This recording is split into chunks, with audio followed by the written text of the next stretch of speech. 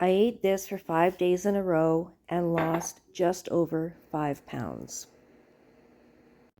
I started with a almond milk, banana, mango, and spinach smoothie. Don't let the green fool you, it was delicious. Then for lunch I had a breakfast bowl with eggs, potatoes, red peppers, onions, and back bacon, with some grapes on the side, and a little bit of hot sauce.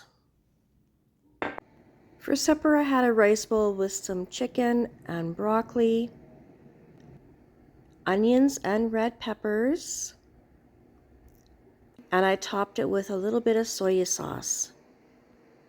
Now for a snack, I had a tablespoon of peanut butter with an apple, 40 ounces of water throughout the day, and I finished my day off with a nice cold beer.